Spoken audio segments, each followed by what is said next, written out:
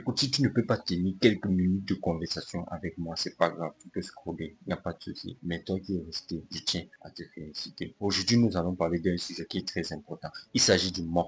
Alors, c'est quoi le mode concrètement pour ceux qui ne savent pas? Le mode, en fait, c'est une période dans laquelle tu te focalises, tu charbonnes ta race pour atteindre un objectif. Cette période peut être d'un mois, 2 mois, 3 mois. Ça dépend de l'objectif que tu vises. Alors, aujourd'hui, ce que toi et moi, on va voir, c'est l'ensemble de tous les points que tu dois respecter pour pouvoir atteindre, pouvoir réaliser ton mode avec succès. Alors, pour ça, il y a quelques points à respecter. Il y a quelques points que tu dois respecter. Le premier point ici, c'est tout simplement la discipline. Ah oui, la discipline, c'est trop dur. En fait, c'est la discipline qui te permet de réussir dans tout ce que tu fais. Si tu n'es pas discipliné, tu ne peux réussir nulle part. Tu dois réussir à être discipliné dans tout ce que tu fais. La discipline, c'est tout simplement se forcer à faire une même chose plusieurs fois jusqu'à avoir un résultat. C'est ça la discipline. Tu te forces à faire même quand tu n'as pas envie. Pour cela, je te conseille de lire ce livre Atomic Habits parce que dans ce livre, il est stipulé que les habitudes, c'est ce qui forge la discipline. Si tu t'habitues à faire une chose tous les jours, si tu t'habitues à ne pas avoir zéro sur une tâche, l'objectif, c'est de ne pas avoir zéro, c'est de faire, de tous les jours faire. Plus la tâche est petite, plus tu vas l'accomplir. C'est ça la discipline. Lorsque tu veux travailler, ne te dis pas que je vais travailler 10 heures de temps. Non, non, tu vas te décourager. Découpe ça en plus petites tâches. En plus petites tâches, plus la tâche est petite, plus tu auras envie de t'en débarrasser, passer à autre chose. Si tu te fixes comme objectif aujourd'hui, faire 10 pompes chaque fois que tu te lèves du lit, tu vas voir que c'est plus facile de faire ces 10 pompes que de dire chaque fois que je me lève du lit, je vais faire 50 pompes, je vais faire 100 pompes. Tu vois, c'est plus difficile. Or, si tu fais ces 10 pompes, tu peux augmenter, faire 20 plus si tu veux. Mais mets-toi en tête que c'est d'abord 10 pompes que tu dois faire. En effet, les petits pas deviennent un levier sur le long terme et l'inaction devient notre ennemi sur le long terme. Est-ce que tu comprends ça? Est-ce que tu comprends? Les petits pas que tu fais tous les jours, sur le long terme, ça te sera bénéfique. Alors que si tu ne fais rien, tous les jours tu ne fais rien, tous les jours tu as zéro, plus tard ça va jouer contre toi. Ok, la deuxième habitude qu'il va falloir adopter si tu veux mener ton mode succès, c'est tout simplement être indistractable. Est-ce que ça se dit? Il faut que tu arrêtes TikTok, YouTube, tout ce qui te distrait de tes objectifs. Il faut que tu ne sois plus distrait. On vit dans un monde où les réseaux sociaux, où les applications nous bombardent, nous sucent notre dopamine. Et du coup, on se pose la question, comment on va donc faire pour ne plus être distrait? Comment? Ok, pour cela, je vais te partager la stratégie que Alex Hormozy utilise pour minimiser les distractions. Tu vas me dire, oh, pourquoi tu ne parles d'Alex Hormozy? Oui, je te parle d'Alex Hormozy. Parce que, en effet, tu ne peux pas avoir un problème et ne pas vouloir copier quelqu'un qui réussit à gérer ce problème-là et que tu vois les résultats. Donc, il faut d'abord copier celui qui réussit là où toi tu échoues. Donc, lui, qu'est-ce qu'il fait lorsqu'il veut travailler? Même si la tâche est micro, il estime le nombre de temps que la tâche va lui prendre et chronomètre. Lorsqu'il a une distraction, il met pause, il gère. Quand il revient, il lance le chronomètre. C'est très important dans la mesure où ça te permet de voir le nombre de temps que tu passes à travailler et non le nombre de temps que tu mets au travail. Est-ce que tu as compris? Est-ce que tu as compris? C'est un peu ça. Est-ce que tu as compris?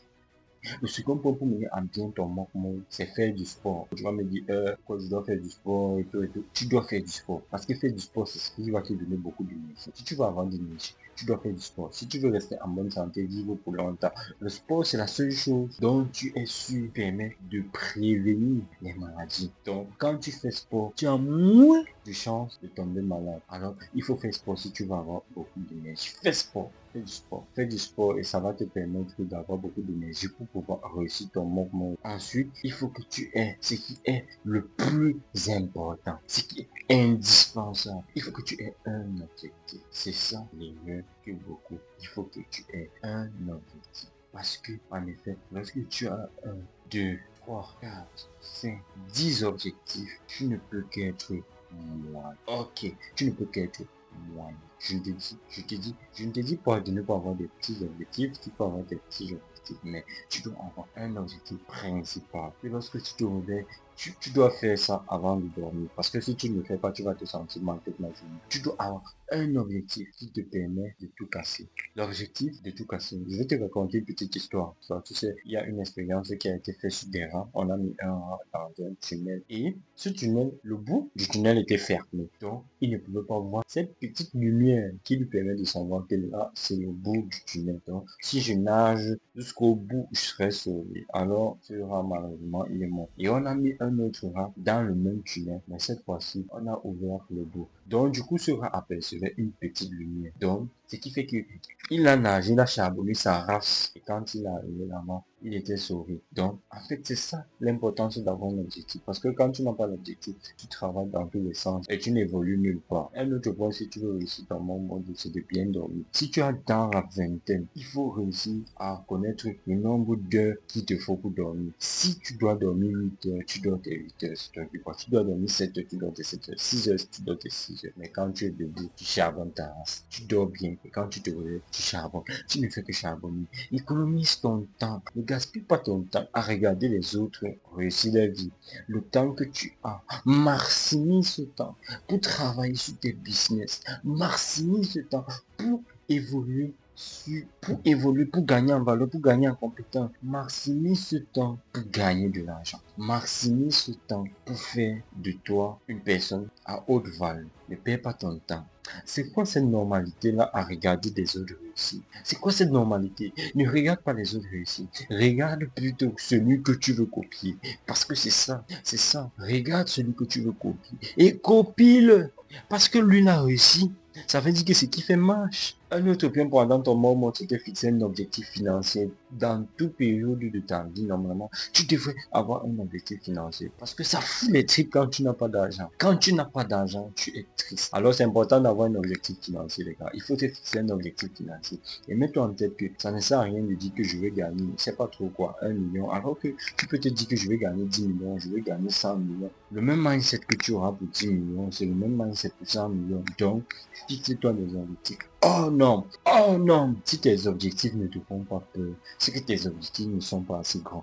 Donc, fixe-toi des objectifs. Oh non, si tu es étudiant, travailleur, je ne sais pas quoi, mets-toi en tête que seul le business te permettra d'avoir cette liberté dont tu veux autant. Donc, il est important, peu importe ce que tu fais, d'avoir un business à côté. Il faut avoir un business, peu importe, tu dois avoir un business. Tu dois avoir un business. Et sur ce, je vous réserve plein de vidéos sur cette chaîne qui va vous permettre de gagner max d'argent. Allez, on se dit à la prochaine. C'était Van.